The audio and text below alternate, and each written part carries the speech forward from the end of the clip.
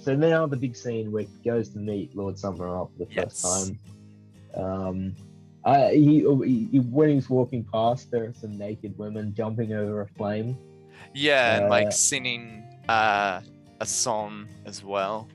yeah, it's a song of fertility. We find out. I think they're hoping that the gods will.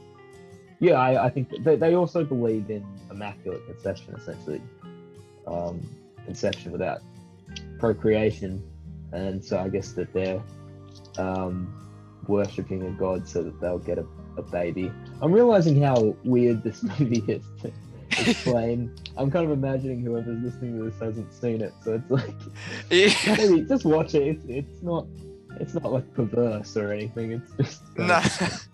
it's Wiccan, it's witches and well, not witches. It's old pagan. gods. Yeah. Pagan, yeah.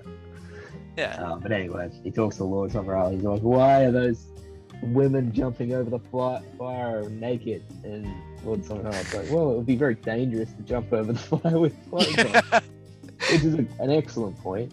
And, Yeah. He does bring up a good point there.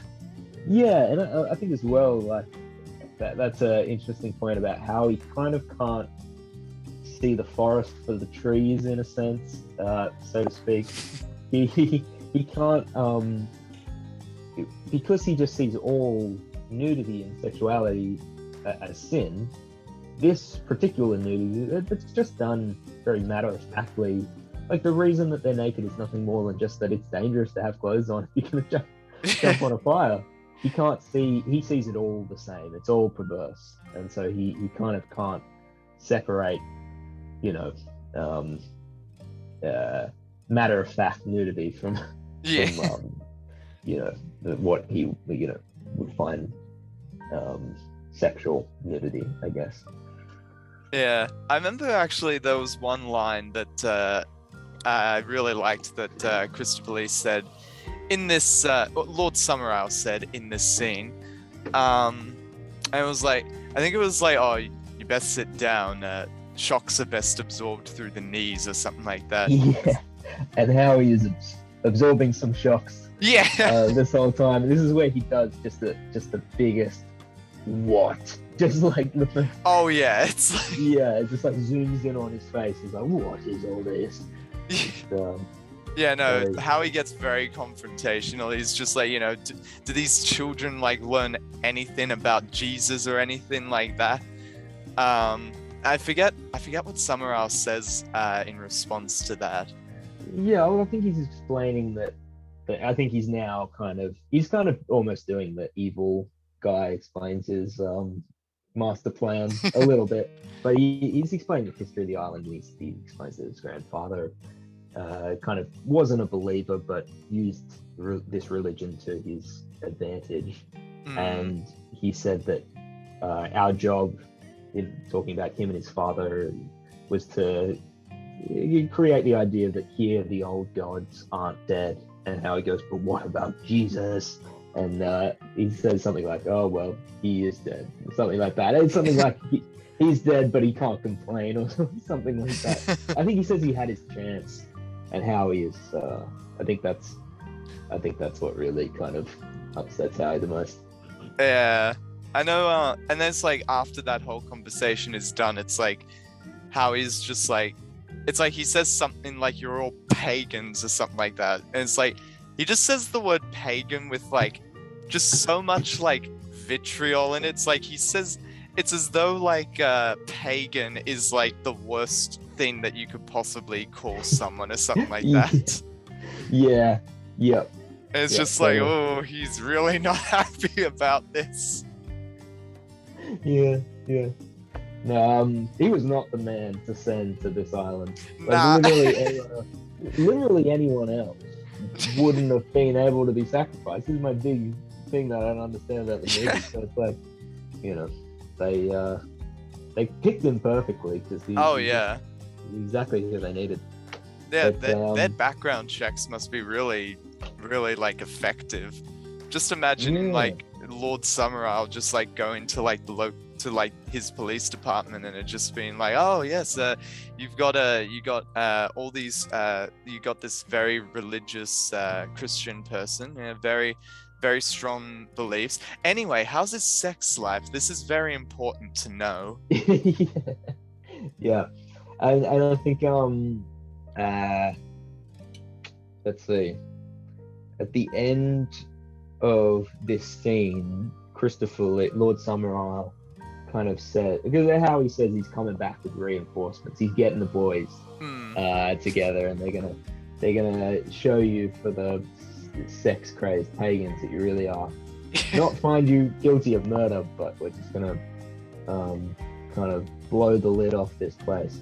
And Lord Summerisle says, well, it's a good thing that you're not going to be here on May Day, because that's when you're going to be really, really offended.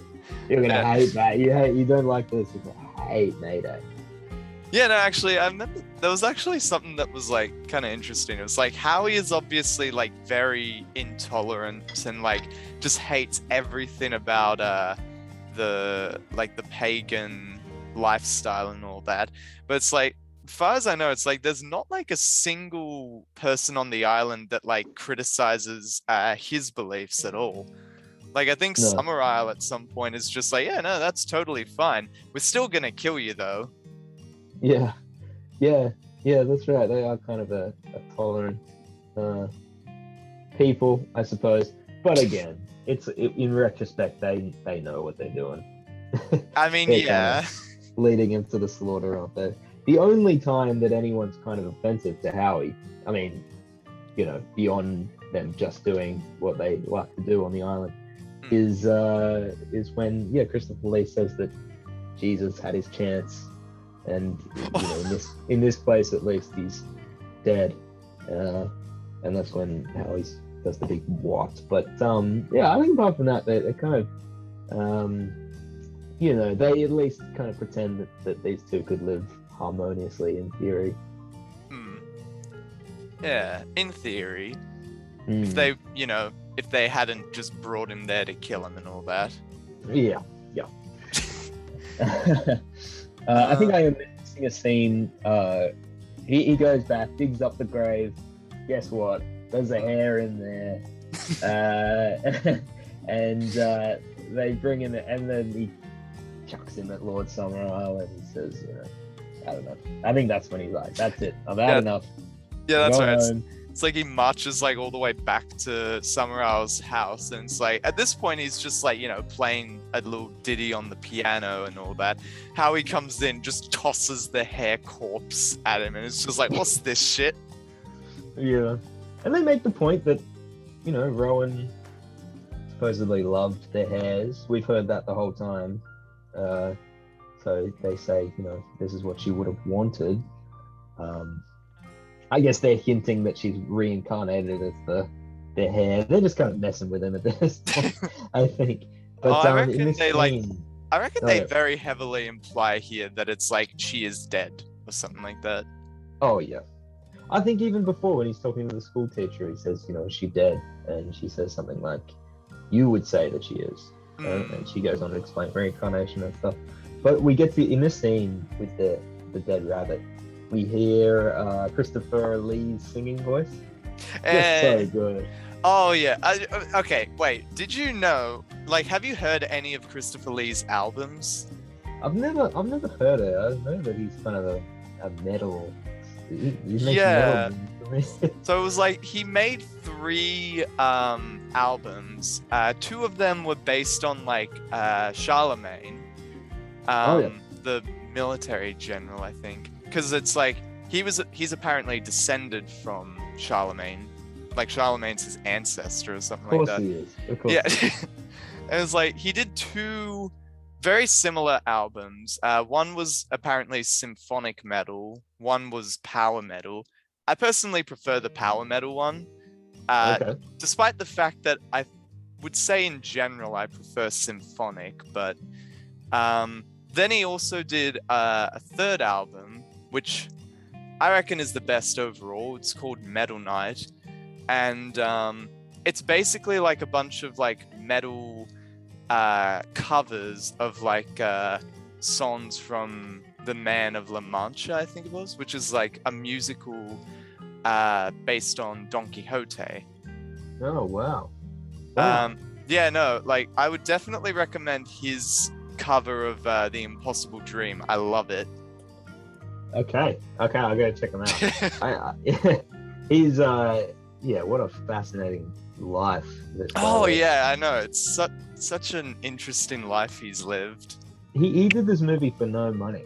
Yeah, he agreed to do it for free.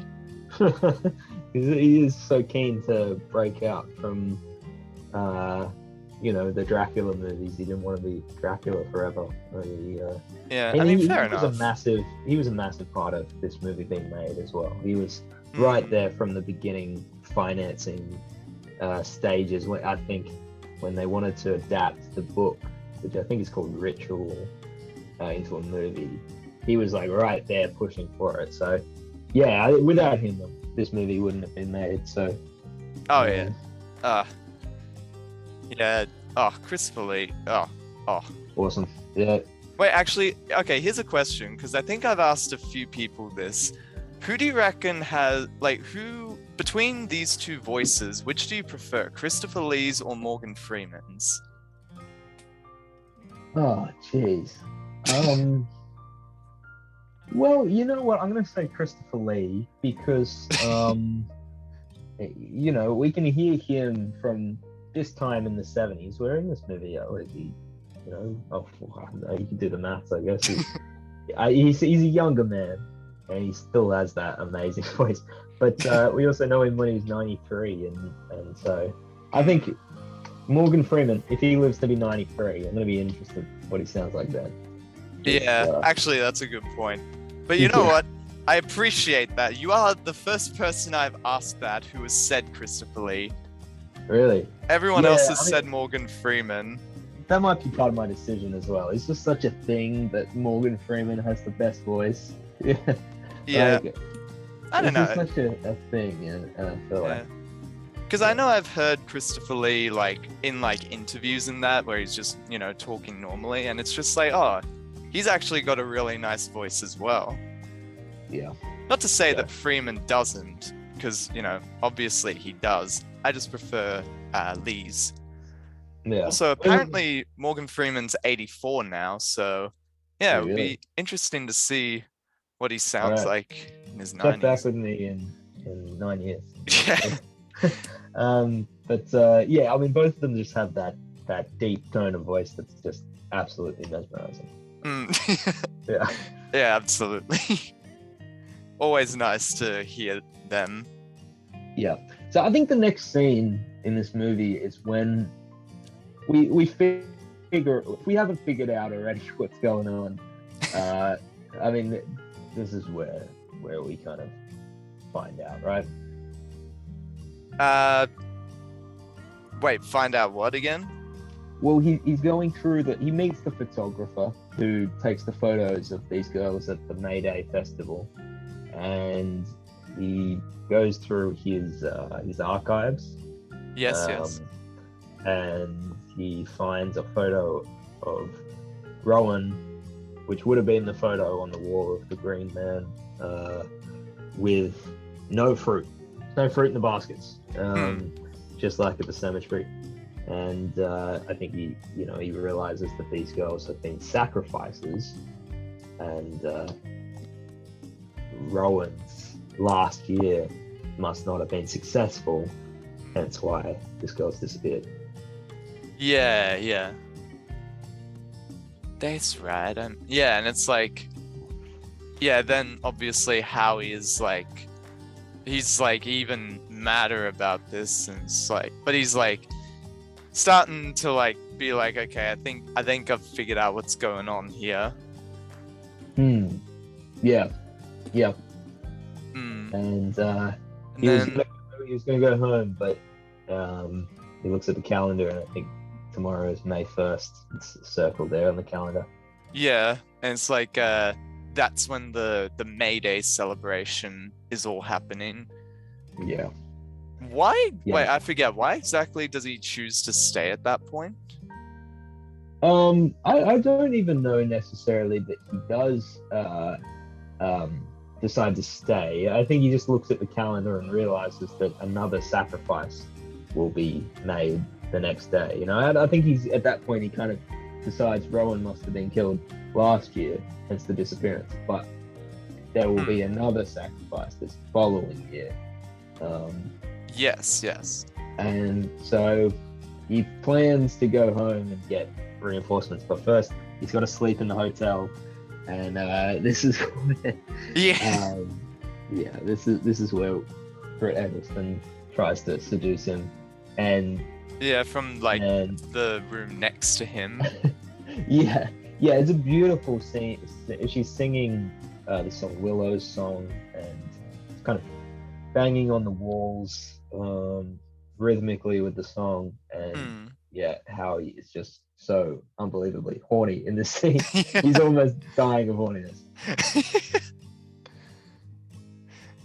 He needs several bonks, but but he does resist. He just goes to bed. I think he passes out. I honestly think he's like sweating, and he's literally like kissing the wall and stuff. I think he literally just passed out from horniness. Yeah. I mean, that totally could have happened, actually. And it killed him. It literally, he literally dies at the end of this film. Yeah, too horny. Yeah, too horny to live. But so anyway, so he's back up. That's an insane scene to pass over, by the way. It's such a actually, I hope that you didn't watch this on like the family TV. Yeah, no, I didn't. No. I was just watching it like on my laptop and that. And it was like that happened, and it was like there's kind of like a door, so it's like if you go through the door, you could kind of like see like a little bit of the screen. I just kind of like adjusted myself a little bit so that people wouldn't be able to see. It's like, I mean, it's not like anything too gratuitous is happening, but this would be a tough thing to explain.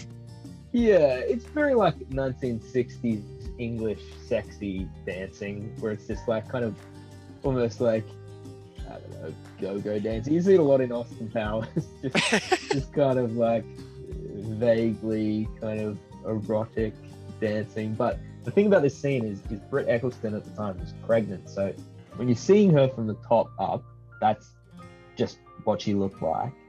But in the scenes where you're seeing her whole body, they got a body double. But then the whole way through this movie, she's Swedish, and they dubbed her voice with a Scottish lady. So it's kind of like this Frankenstein performance where it's not her voice and it's not her legs. And, yeah. That actually is kind of weird. I didn't realize that she was Swedish. Yeah, she was like a it girl at the time. I think she was a Bond girl. She's definitely a Bond girl, and I don't know. England just used to have these it girls that were just like all the rage. You know, these essentially models that were in lots of movies and kind of pin-up girls, I guess. And she was one of those for the time. I don't know. Would you classify like Megan Fox as one of these it girls? Yeah, potentially. I mean, I suppose. I suppose that's a relevant kind of thing. Although it also would be like, from what I know, it would be like Megan Fox is appearing at a club in London, and all these people want to get tickets just to kind of like see her be at the club. It was a weird time. But, I mean, star power is always kind of a weird thing. Yeah, I guess. Yeah, that's right. Like, I don't know. Have you ever actually seen a movie with like for the sole reason of just seeing like a specific actor or actress? Yeah, definitely.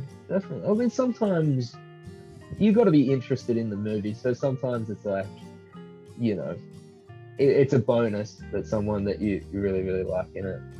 Is in it, but I've definitely got certain actors that I'll see whatever they do.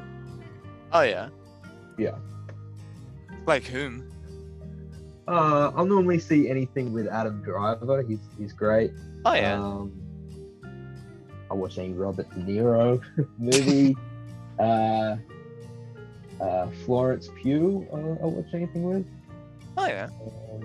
Yeah. What about yourself? Who are your guys? Adam Sandler, big one. Sandler movie. Oh, my guys. I guess Anthony Hopkins. Yep. Would probably be a big one for me. I guess like maybe Chris Evans. Mhm. Morgan Freeman. I guess like Joaquin Phoenix as well. Yeah, great one. And I guess like kind of more recently Bryan Cranston. Because I've just recently like watched all of Breaking Bad, and he is terrific in that. Right. Yeah. Yeah, I've got to watch that. I'd recommend it.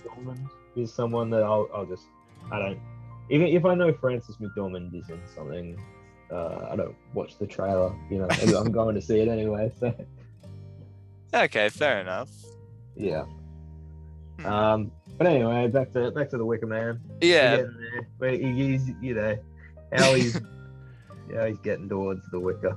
Yeah. He's just woken up after passing out from horniness why can I never remember her name? The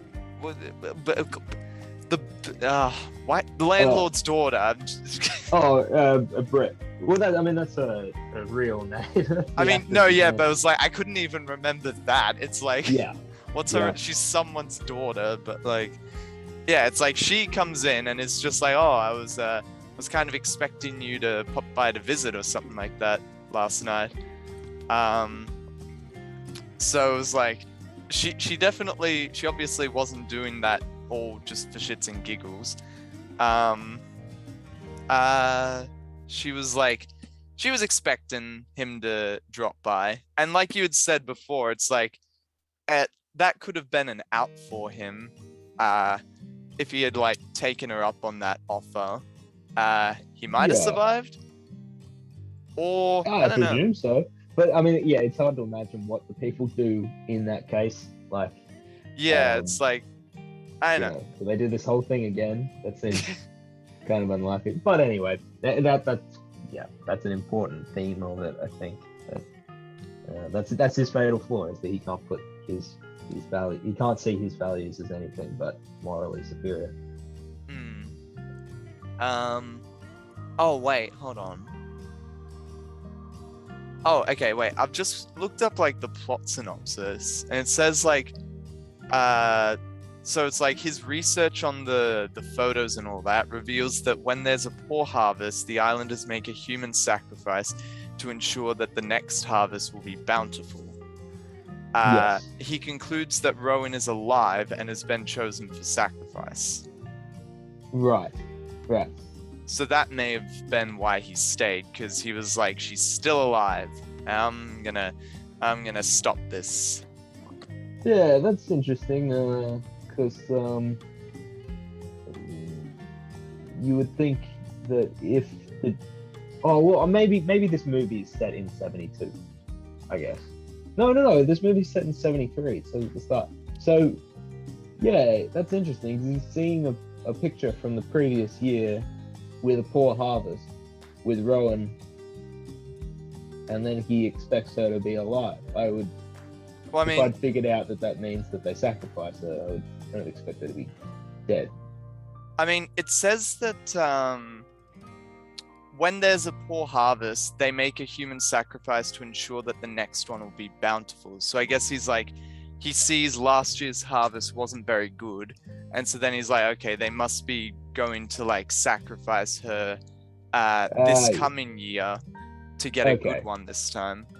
I guess that makes sense. So yeah, because it's not May yet, so I guess that's when you start harvesting. So I guess they, sure, whatever. Anyway, yes, he tipped off that she's alive, and he decides to stay, but he also decides to go back and try and get some more police. He rows out to his plane, and the thing has been messed with. They've taken the guts out of the plane. Yeah. It starts.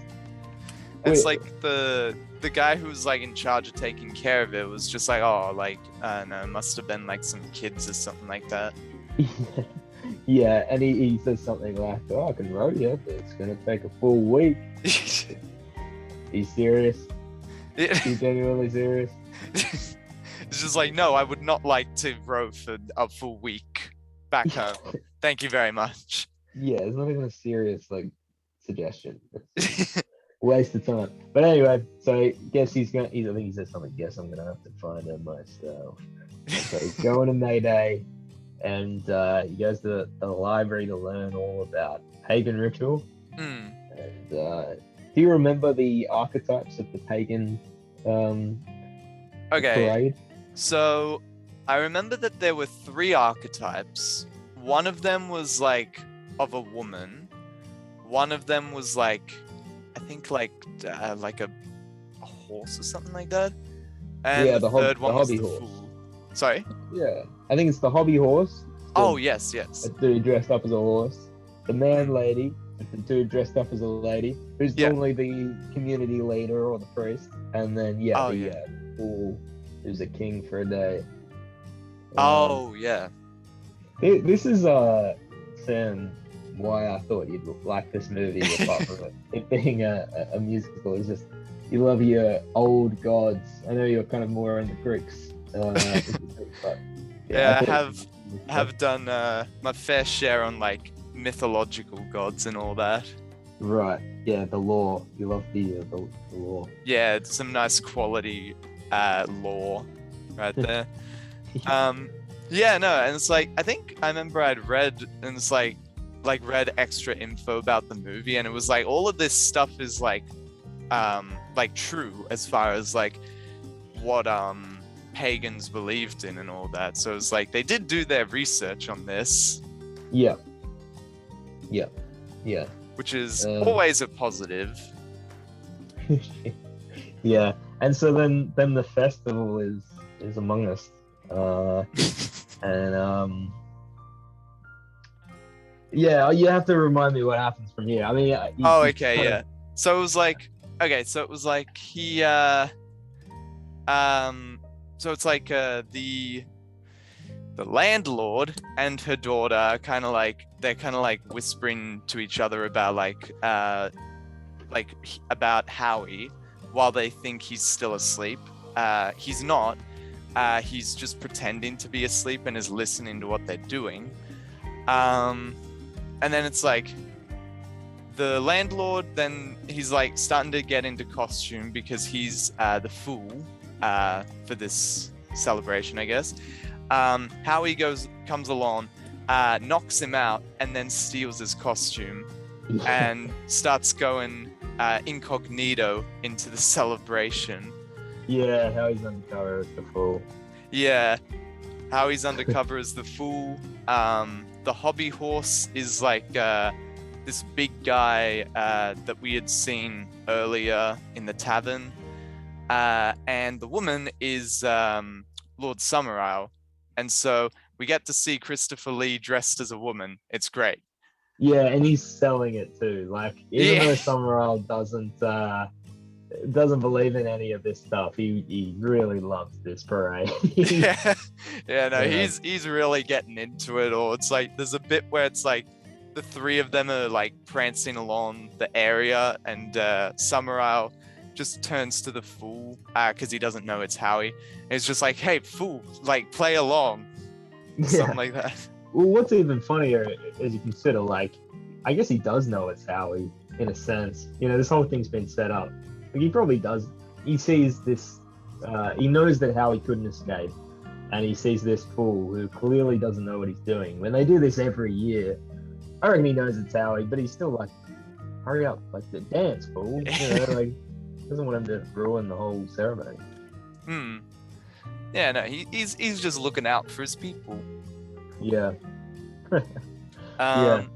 Yeah, and oh wait, yeah, that's right. The other thing that he reads about is like it's like the 8 swords or something like that like get formed into a like a star of some A kind. pentagram, I guess. Yeah, I guess. Or maybe. Pentagram, right? Yeah, I'm not sure. But Maybe like an ups. Oh wait, no, maybe it is like a full-on pentagram. Okay. Yeah, it's that kind of shape that's been formed with 8 swords. And that's relevant because eventually, like, all of the townsfolk come along, and it's like they kind of all take turns, like, stepping into like the ring of that sword pentagram. And they mentioned something about like fate, or like letting fate decide or something like that. And it's like eventually one person steps in and just gets decapitated by the Yeah. swords. But it Yeah, was they fine just because that person had a fake head anyway. So it's all good. Yeah, they're all laughing. Yeah, everyone's Fine. so. Oh wait, I just remembered. The thing I was talking about before. That's like these guys are just messing with him. Before that, he just starts furiously searching like all the houses to try and find Rowan. It's like there's just one point where it's like he's searching in like a wardrobe, and there's this girl who's like in the wardrobe, just opens the door and just like falls like flat on her face. Yeah, And then he's just like, what happened? And then she just starts giggling and then runs away. It's like, what the heck was that all about? Was that the thing that you said you just wonder why that happens? Yeah, it was just like, okay, like, what were you doing there, girl? Like, were you Yeah. just like, just hoping that someone would show up so you could do that to them and freak them out? Or did you somehow know that Howie was gonna be coming up? Yeah, that's funny. Yeah, I mean, there's also the kids are all wearing these like animal masks that look so good. Actually the adults are wearing them too. Yeah, And yeah. they look so scary and cool. And movies have been ripping off this look for like ever since like the remake of the Stephen King book Pet Sematary came out in 2019.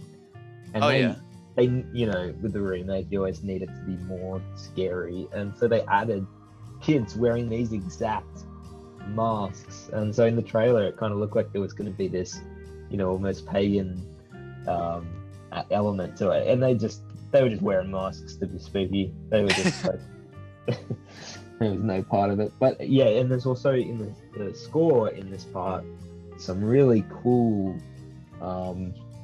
It almost sounds like a guitar string breaking, like it's these twangy kind of sounds that are just awesome. They're just so striking. I don't remember the like what that all sounded like. I guess I must have missed, or just like wasn't paying attention to the music at that point. I guess I was kind of more still recovering from the high of Christopher Lee as Woman. Yeah, as a man woman, just like yeah. growling at people for not dancing properly. Yeah, exactly. But yeah, so eventually they all come along to this speech, and Summer gives like this, I guess like this prayer. He splits open a barrel that's full of like, I don't know whether it's meant to be like mead or alcohol or like beer or ale or some type of alcoholic beverage, I think. Could But it's even like be cider because they like their apples. Oh yeah, it might have been cider. But anyway, it's a big barrel full of it. He splits it open with an axe, and then just lets the shore like take it away. And then they come along to like this cave along the beach that where Rowan actually is. And it's like she's like on like the entrance of the cave with like is she tied up? I can't remember, but I think she's not, because doesn't she run and she kind of says, "Follow me, Mr. Policeman," and you're just like, oh. Oh Okay. yeah. Okay, yeah. So No, she may this have is- just been there, yeah. with like this guy, and then Howie, still in his full costume, just like runs up to the cave, punches the dude in the face, and then Rowan's just like, I don't want to be here. Quick, let's run, policeman. That's a it's a very it's a very funny like image of just like someone in the full costume just kind of like slowly running up to a cave, only to just punch a guy in the face. Yeah, this is made today. He's like shooting, like he shoots 3 guys as the fall and like slides through the cave. Yeah. And then they come out of the hole, and they're on a cliff, and everyone's waiting for him. And I think Rowan just runs straight over to the baddies, and we realize that it was all a setup. Yeah, she runs up, hugs Lord Summerisle, and she's just like, "Oh, did I do good?" And he's like, "You did perfect," or something like that. Yeah. And then yeah, this is where we find out what their actual goal was. The intended sacrifice was never going to be Rowan; it was going to be Howie himself. And I guess was like the reasoning behind that was like because he's like Christian, he's very faithful, like unwaveringly faithful in his beliefs, and a virgin. So it's like that's like perfect sacrifice material there, I guess. Yeah.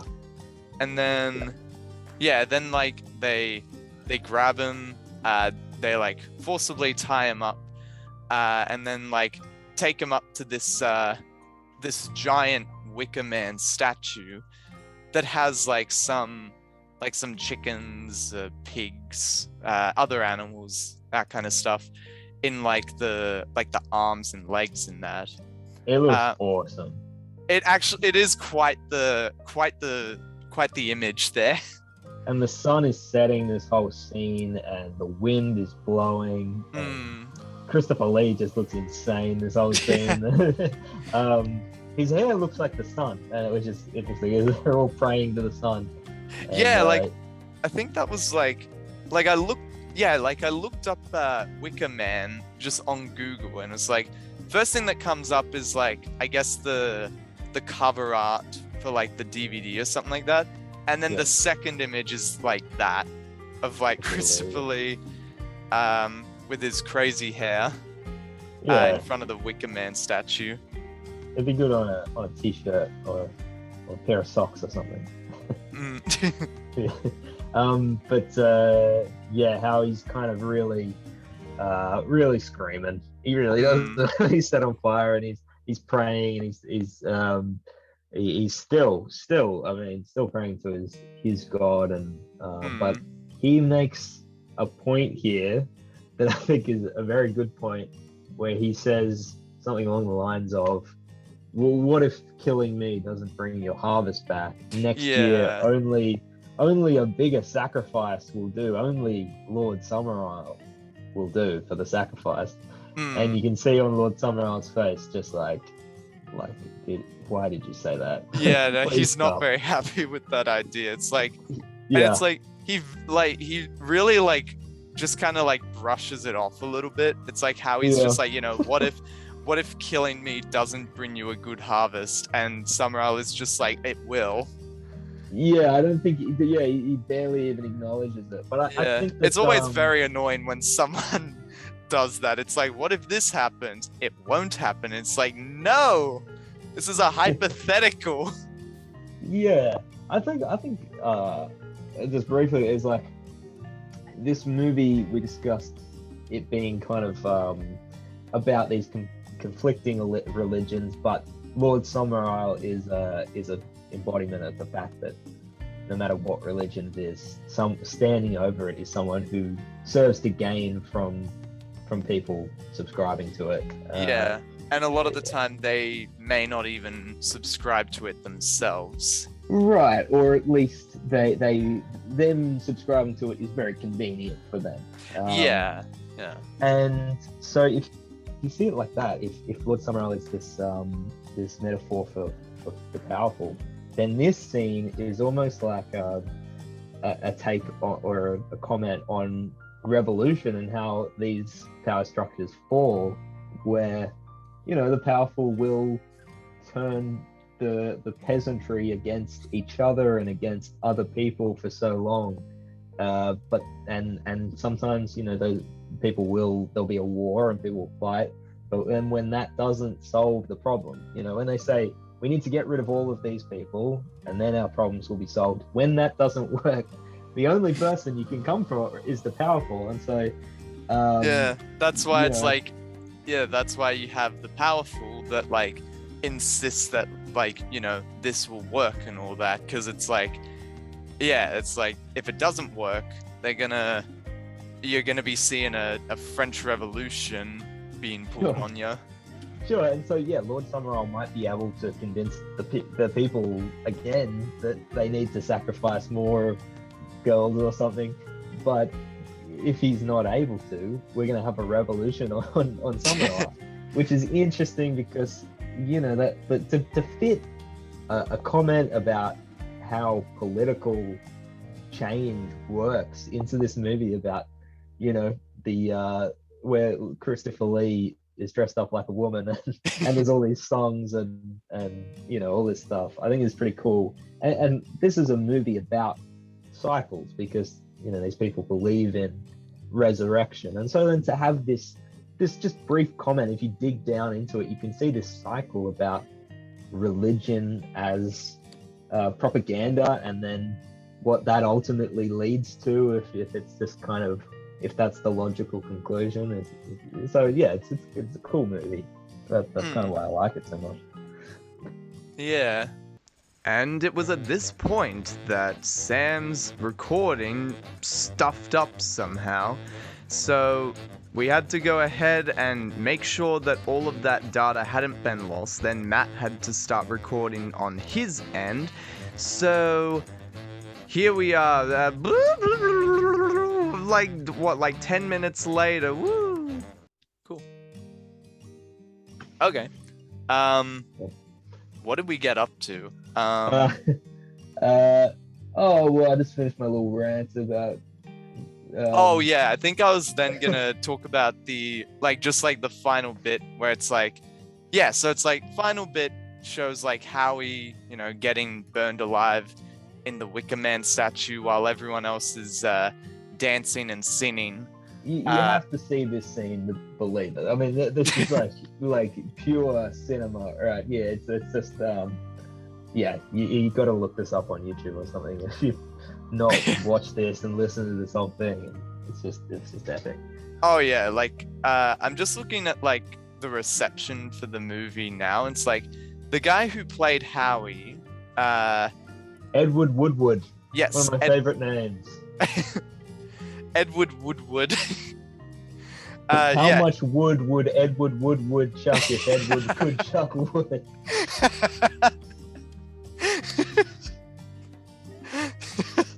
It's just like, it's like his mum and dad were just like, oh, we've given birth to a boy. What are we gonna name this little Woodward? And then like the dad's just like, wait, I've got the perfect idea. Edward Woodward. Oh yeah, but anyway, so Woodward had apparently said that like the final shot of the film of like the collapsing Wicker Man with the sunset and all that, he had said that it is the best final shot of any film ever made. He could be right. He could be right about that, because the head of this burning Wicker Man drops to the ground, and behind it is just the burning, uncaring sun. And all of this pain has been for, apart from, secretly it's just been to grow Lord Summerall's fruits. But in the minds of these people, it's all for that sun. And I watch the movie and I get the sense that sun doesn't care about this. This is the same sun that burns on the Christians and the Muslims. It doesn't care about these particular Wiccans making this particular sacrifice. But then maybe a religious person would kind of consider, hey, I mean, the sun's shining. Maybe that's a sign that the harvest is going to be a fruitful one. What did you get from that final shot?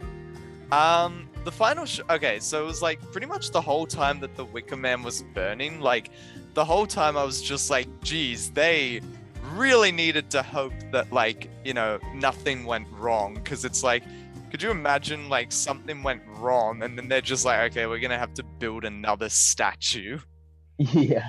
and then set that on fire. That would have all been very, very annoying. But as far as like the overall like the idea of it all, I'd say probably a very similar type of thing. It's just like, I don't know, you could kind of say it almost looked as though like the sun was causing the fire in the first place, but like that doesn't really mean anything from like a deeper analysis viewpoint. Well, I think it's a good point, at least from a film study. I mean, the setting sun has the sun coming in at the exact same color as the flames. I don't think like that's not, you know, maybe that's just a happy accident, but it looks so cool on film. This whole movie looks beautiful, and it's shot on film. A lot of it, the quality, like I said, isn't good because it was found in garages. But, and it is a rather old movie as well that didn't have a huge budget. Right, an independent film as well, but the cinematography is beautiful in this entire thing.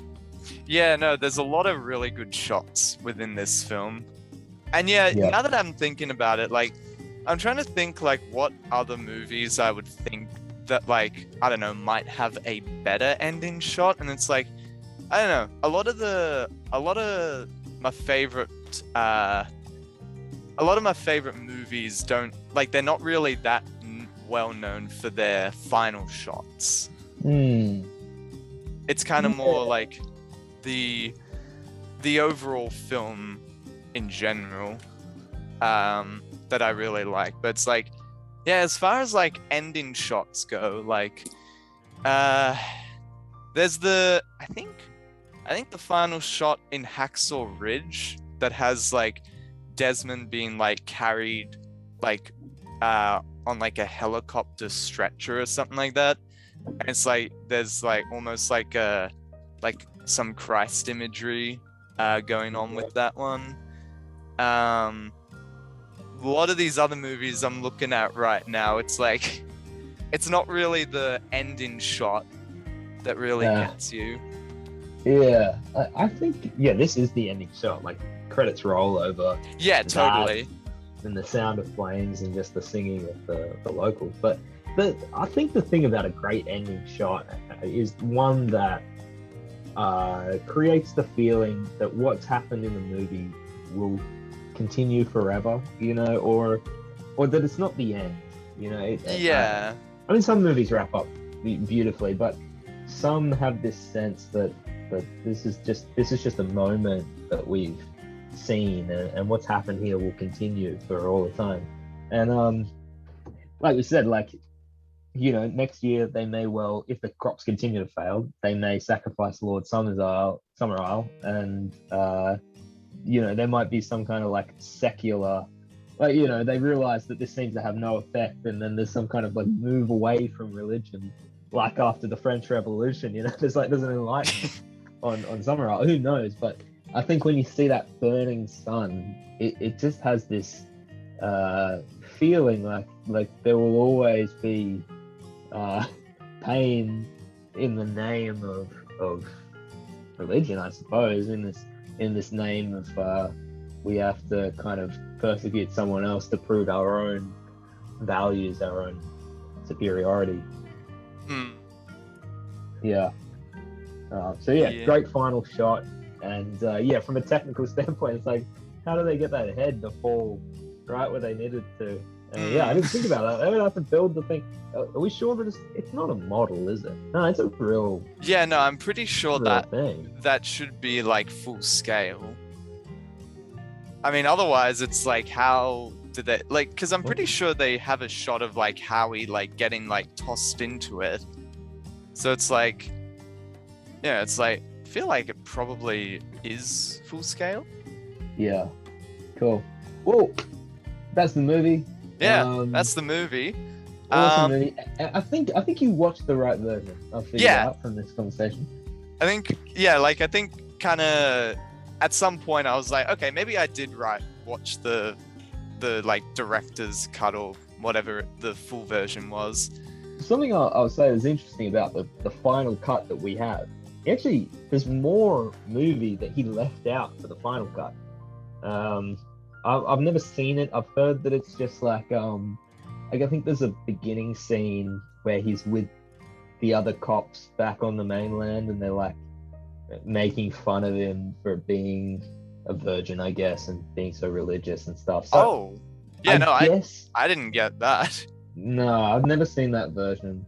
The most common other version is just the one that just lacks stuff. But this longer version, I think, I from what I've heard of those shots, it sounds like just a lot of exposition.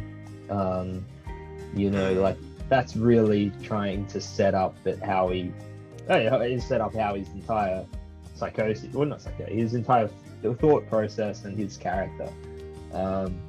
Where maybe after 50 years, seeing that people have poured over this film and continue to watch it and have been able to figure these things out on their own, he maybe goes, we don't need that. That's the only reason I can think that he's left. Like, if it took so long to find that stuff, why don't you think he'd put it all in? But he's kept it very concise, and I think, there's enough in there that you can get it all, but it takes rewatches and it takes discussions to get this, to get those little moments of this movie. Like that little moment that we said where he says, next year you're going to have to kill Lord Summerside. That's another line very easily missed. I think I did the first time I watched this. So. Yeah, not gonna lie, I kind of forgot about that line until you brought it up again, and then it's like, oh yeah, like you're right. It's like that definitely could carry a lot of significance there. But yeah, here's my question. Like, I never really thought of it as a horror movie. Like, I kind of saw it more as like a mystery thriller. I don't know. Do you see it as a horror?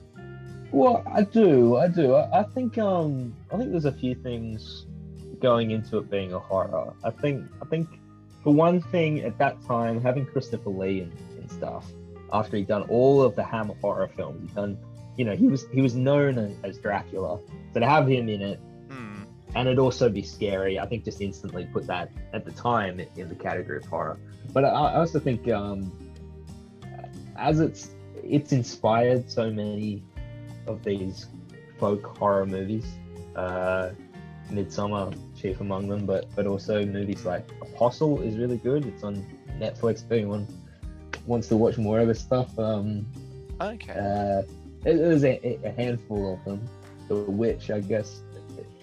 And those ones are very clearly horror, and they're very clearly inspired by this. So I think it's like, is Psycho a horror movie? Maybe not strictly speaking, but it clearly kicked off slashers, so retroactively it's in the genre. It is my thinking on it. But I don't spend too much time thinking about what is and isn't genres. It's I suppose that's fair. Yeah. What was it? I also saw a comment on the movie saying that it was the Citizen Kane of horror movies. Wow. Yeah, look, people loved this movie. I wonder why I suppose a big part of why people were so obsessed with this is because it was missing for so long, and it wasn't just like 40 years later they released this final cut. That's the version that we have now, and it seems like he doesn't really want to work on it anymore, but they were finding new footage all the time. So this movie would be re-released every 10 years.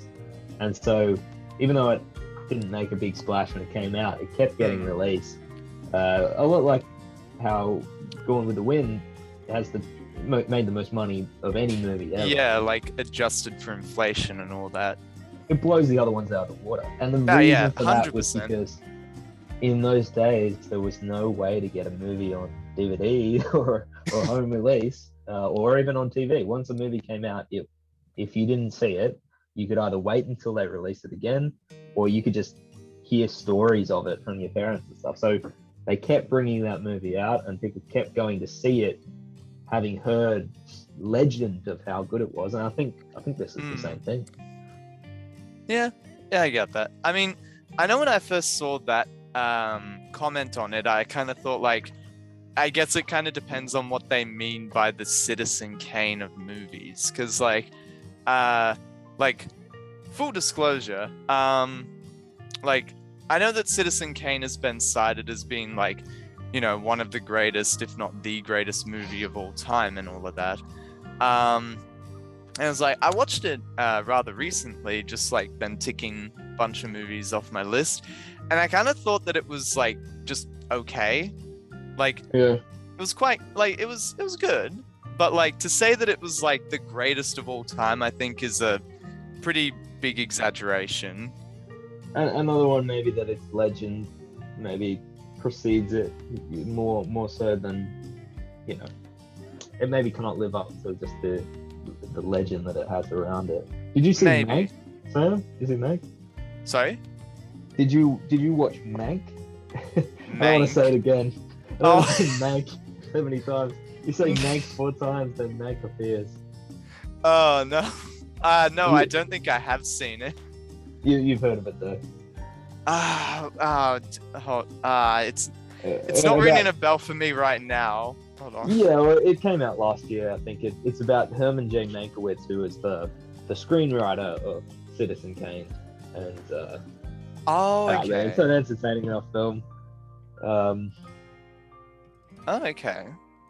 Yeah, see. but for me, it shed a lot of light on what was happening at the time of Citizen Kane, because Citizen Kane's a very satirical film about kind of media and politics at the time of release. So I don't know. Yeah. I kind of got a deeper meaning for Citizen Kane when I watched that. Okay. Maybe I'll need to add that to the list then. Oh yeah. Well, yeah. So anyway, I'm kind of interested now to watch the 2006 one and the Wicker Tree. Yeah. Might be something to discuss on another episode of this. Yeah, that'd be interesting. But I think it would just mean being like, I hate this movie. I love the original. I hate this one. But maybe Yeah, that'd be fun. probably. That'd be fun though. But yeah, I mean, yeah, the Wicker Man. Yeah, Wicker Man. Yeah. If you've seen it, then hope you liked it, and also liked just like hearing our thoughts on it, and just hearing other people talk about it. If you haven't seen it still, then now you know everything that happens. So Yes. there's In that. chronological order. Yes. Have you ever just talked about one movie on your podcast before, Sam? No, I think this is a first actually, Is that right? and it Oh, went wow. and it's gone for like quite a while. Quite a long time. Well, Yeah. we haven't got a chat in a long time, so I think I we mean, just no, need yeah, to- that's true. That's true. chat. But yeah, no, I could talk about this movie for a lot longer. Yeah. But yeah, no, like, yeah, thank you very much for coming on and coming up with this idea and all that. It was good fun to chat just with you in general, and also about this movie. Yeah, likewise, Sam. I have had these Wicker Man takes in my brain since I've seen it, so it was nice to just get them out. When did you first see it, actually? Yeah, maybe just after I left high school, I think, when I'm just kind of starting to find weirder movies and to find my taste of it. I think that's probably why it's so cemented as a favorite, I think. Okay. Nice. Yeah. Okay. Well, yeah. Yeah. Again, thank you very much for coming on. You are more than welcome to come on to another episode and discuss and just talk about something else. So yeah, hopefully audiences can hear from you again at some point. Yeah, cool, man. Yeah, Yeah. congrats on all you've achieved with Have a good one. Thank you very much. Thank you. No worries. All right. Yeah. So yeah, until next time, guys. See y'all next time. And until then, have a good one. Have a good one.